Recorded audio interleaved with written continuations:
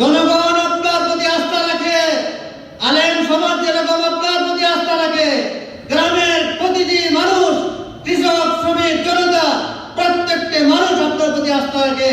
আপনি সামনের দিকে অগ্রসর হন, কেন্দ্রের জমিনে প্রকাশ্যভাবে কোন বাতের শক্তিকে কার্যক্রম করতে দেওয়া হবে না।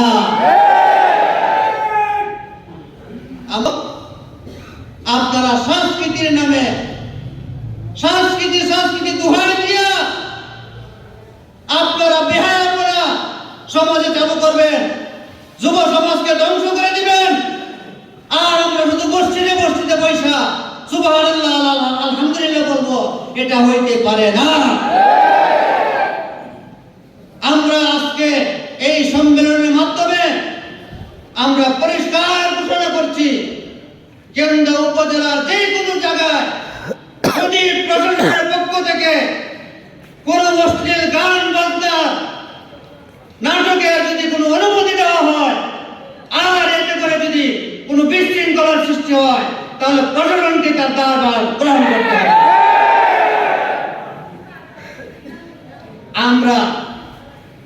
আমরা তৌহিদি জনতাকে বলতে চাই, আমাদের নেতারা যদি অশ্লীল বেহায়াপনার বিরুদ্ধে আমাদেরকে ডাকে, আমরা জানমাল দিতে তৈরি আছি তো ইনশাআল্লাহ। আমাদের পরিষ্কার কথা, কেন্দ্র এটা বাংলাদেশের বাইরের কোন এলাকা না।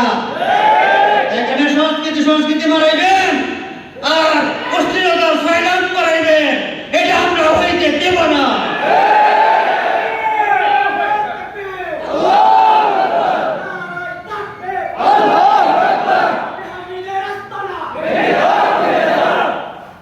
এখানে আমাদের ঐক্যবদ্ধ থাকতে হবে। আমরা দ্বীনের স্বার্থে আমরা ঐক্যবদ্ধ থাকবো। আমাদের মধ্যে শিশাটালা প্রাচীরের ন্যায় ঐক্য থাকতে হবে। আমরা আমাদের অধিকার আদায় করে নিয়ে আসতে হবে। আজকে দেখেন, একটা মিটিং হবে উপজেলাতে, স্বাধীনতা দিবস উপলক্ষে একটা দাওয়াতনামা ছাপাইছে। এখানে আপনার বিভিন্ন নেতারা, এই যারা মনে করতেছে ক্ষমতা এসে পড়তেছে, ক্ষমতা আসতেছে কিনা এটা শীর্ষ নেতারা বুঝতেছে, ক্ষমতা দেখারে কয় কথা ঠিক না বেটি? আগামীর বাংলাদেশ হবে ইসলামের বাংলাদেশ, আগামীর বাংলাদেশ হবে কোরআনের বাংলাদেশ।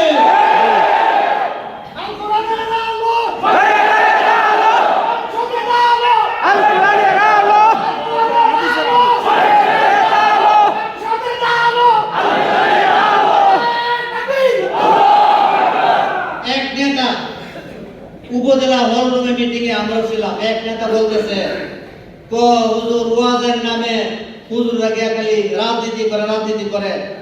এই বেয়াকুব কোথাকার, এই পৃথিবীতে রাজনীতির জন্ম দিয়েছে ইসলাম। ইসলামের আগে পৃথিবীতে কোনো রাজনীতি ছিল না, এই রাজনীতির জন্ম দিয়েছে হলো ইসলাম। কাজে উলামায়ে কেরাম রাজনীতির কথা বলবেন তো রাজনীতির কথা সুরবার করতে পারবে নাকি? সুরবার কথা, এরা সুর নীতির কথা বলতে পারে, বাটপার নীতির কথা বলতে পারে, দালাল নীতির কথা বলতে পারে, এরা রাজনীতির কথা বলতে পারে না। রাজনীতির কথা বলবো উলামায়ে কেরাম। রাজনীতির কথা কে বলবে? উলামায়ে কেরাম। কোন মাহফিলে, কেন্দ্র উপজেলা যত জায়গায় মাহফিল হবে, কোন মাহফিলে যদি কোন নেতা, কোন সান্তা যদি বাধা প্রদান করে, আমাদের হেফাজতে ইসলামের পক্ষ থেকে পরিষ্কার ঘোষণা হলো, জনসাধারণ আপনারা যারা থাকবেন এদেরকে মেহমানদারি করে দিবে। কি দিয়ে মেহমানদারি করবেন এটা আমি আর বললাম না। কম দামা দিবেন, বেশি দামা দিয়ে লাভ নাই, কম দামা দিয়ে এদেরকে মেহমানদারি করবেন। কোন মাহফিলে কোন নেতা কেতা কোন আলেমের কথার বিরুদ্ধে প্রতিবাদ করার দুঃসাহস কেউ না দেখা।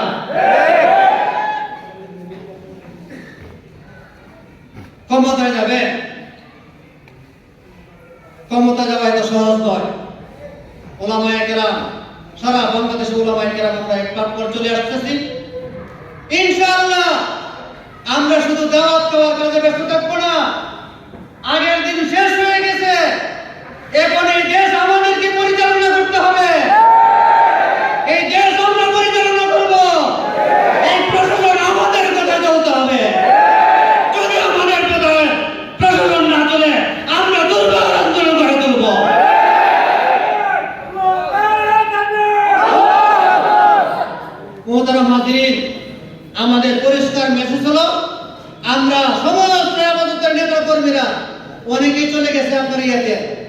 আপনার অনেক ওলামায়ে কেরাম তৌহিদি জনতা ইজতেমা চলে গেছে। যদি ইজতেমার তারিখ যদি আজকে দেওয়া না হইতো, আজকে এখানে যে লোক হয়েছে এর থেকে কয়েক গুণ বেশি হইতো। কাজে আমাদের সকলের পক্ষ থেকে মেসেজ হলো, আমাদের নেতা আছে, আমাদের নেতা হারুন রশিদ ফারুকী সাহেব, ওনাকে পাইলট করা, ওনাকে অ্যাভয়েড করা, ওনাকে পাশ কাটিয়ে দেওয়া, কেউ কোনো প্রকার দুঃসাহস দেখাইবেন না।